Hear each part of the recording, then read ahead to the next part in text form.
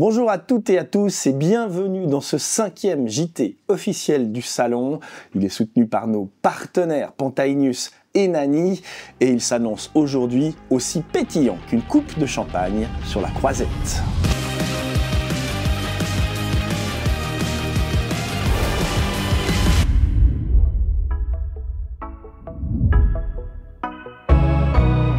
Le super yacht San Lorenzo SD112 n'a plus aucun secret pour Marina Jarnia, notre chroniqueuse. L'an prochain, Constance Brément va succéder à Sylvie Ernoult à la direction du Cannes Yachting Festival. Brice Le Chevalier l'a rencontré, interview.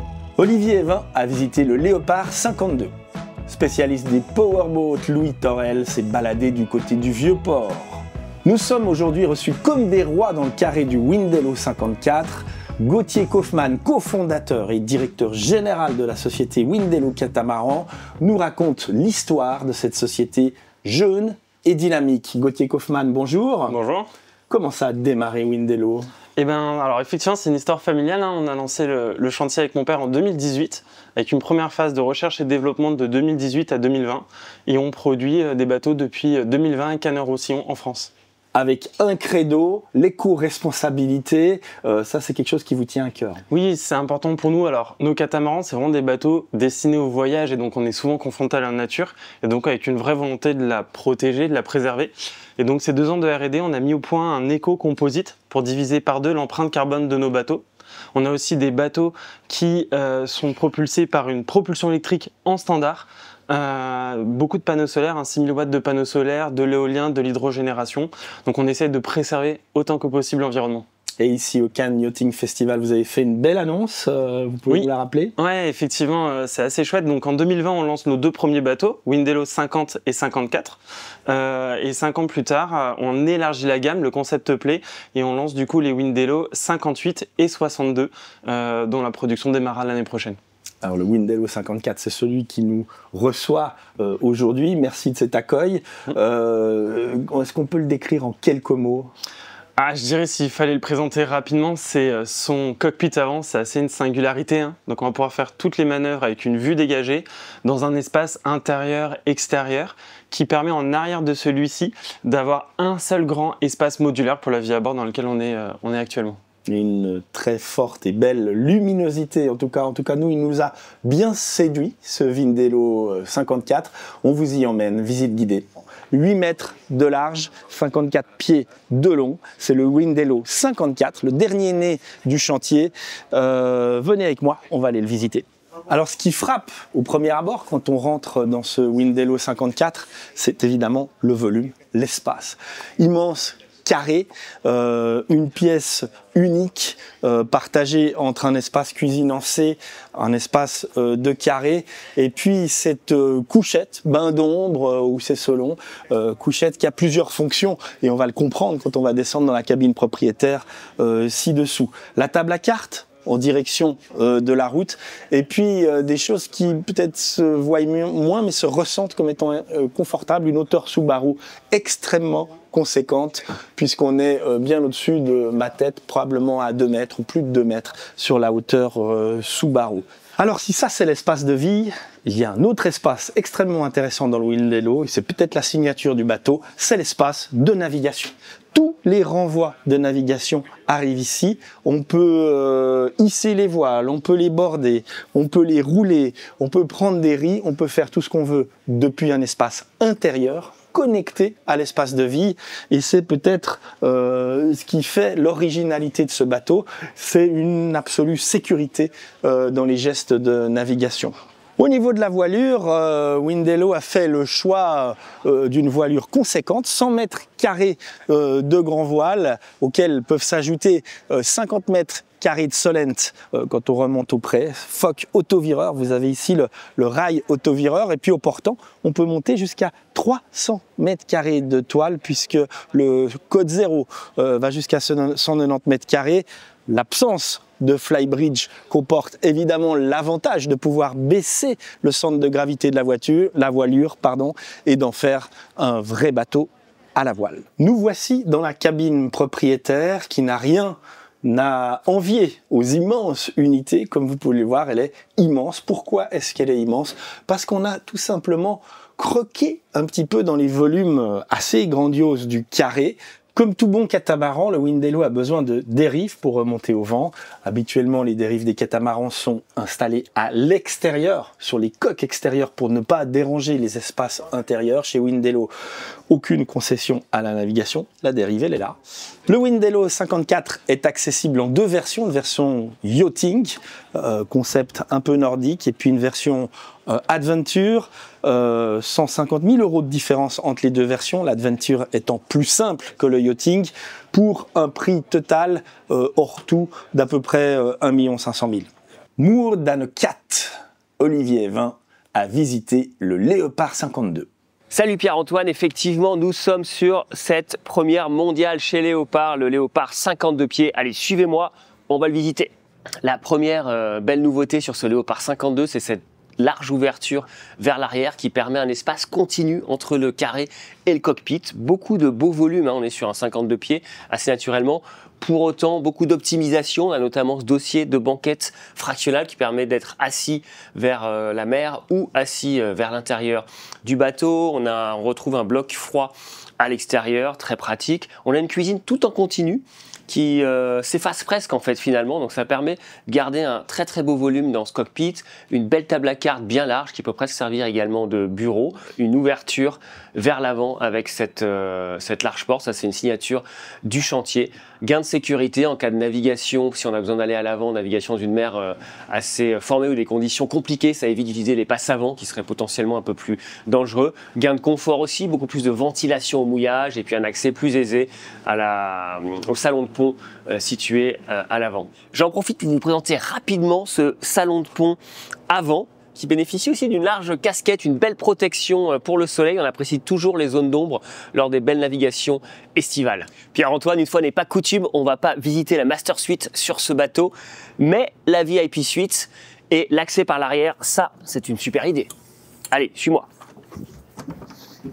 Beaucoup de volume dans cette cabine VIP, une très belle salle de bain, évidemment un douche séparée sur un catamaran de cette taille, un lit en transversal qui offre une vue mer, une petite coiffeuse, des rangements, belle occupation de l'espace. La partie avant de la coque, quant à elle, est occupée par ce que le chantier appelle une utility room, assez pratique en navigation, notamment autour du monde. Ça va servir à la fois de buanderie, d'espace pour du bricolage, du matelotage divers, etc. Toujours pratique, espace de rangement et de stockage. On se retrouve au poste de barre de ce Léopard 52. Toutes les manœuvres sont ramenées, donc c'est extrêmement bien pensé pour pouvoir naviguer quasiment en solitaire sur ce bateau. On a un poste de barre qui est à mi-hauteur, ce qui permet un flybridge pour les invités avec une baume relativement basse en comparaison avec des bateaux qui ont des flybridges avec poste de barre sur le flybridge. De belles performances donc sous voile. On a quasiment 170 mètres carrés de voile au pré, et au portant on a même un spinnaker qui monte jusqu'à 240 mètres carrés, donc un catamaran 52 pieds qui promet aussi de belles sensations. Ce catamaran est disponible en version moteur électrique, c'est le cas de cette version. On a une batterie de panneaux solaires, on a des pods qui permettent de l'hydrogénération également pour de belles performances. Le bateau peut tenir jusqu'à 10 heures en naviguant à 4 nœuds sans utiliser le générateur, et entre les pods et les panneaux solaires, on peut sans problème tenir une semaine complète sans utiliser de générateur, en utilisant partiellement la climatisation et évidemment tous les équipements de bord sans trop de limites. Très belle réussite donc du côté autonomie et confort de navigation avec une motorisation électrique silencieuse et sans vibration. Voilà Pierre-Antoine, j'espère que tu as apprécié ce Léopard 52, à savoir qu'il est également disponible chez Moorings à la location et également à la vente en gestion location sous le nom de Moorings 5200. Merci. Je profite des derniers rayons de soleil cannois sur le flybridge de ce Léopard 52 avant le retour à Genève. Allez, ciao! Marina, tu nous emmènes aujourd'hui du côté du San Lorenzo SD 112. Bonjour Pierre-Antoine, j'espère que tu vas bien en ce deuxième jour du Cannes Yachting Festival. Aujourd'hui, je t'invite à bord du San Lorenzo SD 112 de 2018 qui est proposé par IDEA Yachting. Je t'invite à monter à bord pour découvrir toutes les specs du bateau. On retrouve sur MyWay le parfait mélange entre le bon goût du propriétaire et également le style de San Lorenzo, dont la réputation n'est plus à faire. Ici, Pierre-Antoine, on peut le voir via l'aménagement actuel qui permet un espace qui reste conséquent, plus des rangements qui sont nombreux mais qui restent discrets, une bonne gestion de l'espace et des lumières, ce qui fait de ce San Lorenzo une pièce unique. Alors Pierre-Antoine, maintenant nous nous dirigeons dans la master cabine où ici tu retrouveras deux différentes touches, toujours dans le même style de tout l'aménagement du yacht, donc du classique avec la sellerie matelassée et le décor. Tu retrouveras également toute la partie moderne qu'offre San Lorenzo avec les finitions et la structure de la master cabine, ce qui en fait le yacht parfait qui combine deux époques.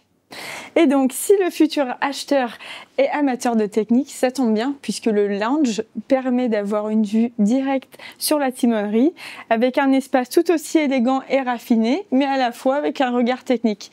Maintenant, je t'invite à me suivre au niveau du jacuzzi, c'est une belle surprise sur le fly.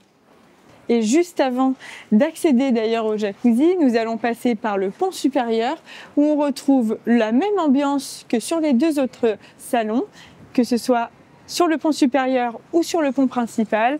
La même ambiance, les mêmes décors avec des canapés qui permettent à tous de profiter d'une belle saison. Alors Pierre-Antoine, qu'est-ce que tu penses de ce San Lorenzo SD112? Moi je crois que mon avis est fait et que je vais profiter du jacuzzi. Avec le départ à la retraite de Sylvie Ernoux, directrice du Canyoting Festival, après 13 ans de bons et loyaux services, c'est Constance Brémond qui la remplace. Brice Le Chevalier l'a rencontrée, interview. Bonjour Constance Brémond, vous étiez côté exposant jusqu'à présent, vous voici commissaire général du Canyoting Festival. En quoi la perspective change de ce côté du salon? Bonjour Brice. En effet, ça fait 12 ans que je suis dans l'industrie du nautisme maintenant et la perspective est totalement différente. C'est un salon d'une grande complexité et d'une grande richesse et je pense que c'est ce qu'on peut percevoir en tant que visiteur. Bien sûr avec une équipe technique brillante qui arrive à faire en sorte que tous nos exposants aient une disposition de bateaux et à terre qui leur conviennent. Alors la prochaine édition, on le voit là, se tiendra du 8 au 13 septembre 2026. Quelles sont vos priorités d'ici là? Mes priorités déjà, c'est de connaître l'ensemble de mes clients et donc des exposants qui sont ici. On a quand même cette année 680 exposants, donc j'ai du travail. Il y a également des besoins de clarification pour les implantations au Vieux-Port pour 2026 qui font également partie de mes priorités. Très bien, Constance, merci beaucoup. On ne vous retient pas plus longtemps. Vous avez du pain sur la planche. On rend l'antenne. À bientôt. Comme à son habitude, Louis Torel a mis un tigre dans son moteur. Il a visité aujourd'hui le Prestige M7. Alors Pierre-Antoine, autre grande nouveauté du groupe Beneteau, c'est la nouvelle Prestige M7. On l'a vu, on l'a essayé cet été à Montfalcon en avant-première. Elle est présentée ici pour la première fois au public. La gamme M de Prestige qui est une marque qui existe depuis les années 80. La gamme M a été introduite avec le M48 qu'on a déjà visité à la Grande Motte en 2022 et a été rejoint par la M8 puis par la M7. Alors M8, M7 ne sont pas des 80 pieds ou des 70 pieds, sont en réalité c'est une dénomination assez particulière. M8 pour équivalent 70 pieds monocoque pour un bateau qui ne fait en réalité qui est moins de 17 mètres. Alors le plan de pont de ce bateau permet d'avoir deux passes avant symétriques très larges et très bien protégées avec de puissantes mains courantes de chaque côté. On retrouve ici le dockmate pour faciliter les manœuvres de port. Ici, un petit élément coup de vent avec le rappel du logo de Prestige, très apprécié. Et là, on arrive sur un très large cockpit, sur le très large cockpit de cette Prestige M7. L'architecte naval de ce bateau est Marc Lombard. Pour la partie design, le chantier a encore une fois fait appel, c'est le cas depuis quasiment le début, dans les années 80, à Garroni Design. Donc on a vraiment l'identité très forte de la marque qui est reflétée par le travail de Garroni. On a sur la nacelle un salon vraiment épuré avec de grands espaces. Rappelons qu'on est sur un bateau de moins de 60 pieds. un poste de pilotage ici intérieur qui peut être complètement dissimulé. Voilà. Là, on a un intérieur vraiment flush. On a tous les éléments qui sont complètement camouflés, comme le frigo qui se trouve ici derrière. Et on accède à tribord, au flotteur tribord à 2 cabines invitées.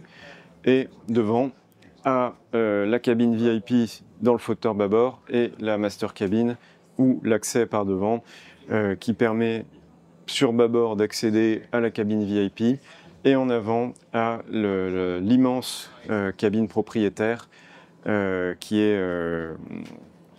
relie en fait les 2 coques de ce catamaran. Donc, particularité de la gamme M de Prestige, c'est donc cette cabine propriétaire qui est en avant de la nacelle entre les 2 flotteurs, qui permet d'avoir un volume absolument immense et à la fois de baisser le centre de gravité de la nacelle, ce qui donne cet aspect assez étonnant quand on voit une Prestige de cette ligne M pour la première fois.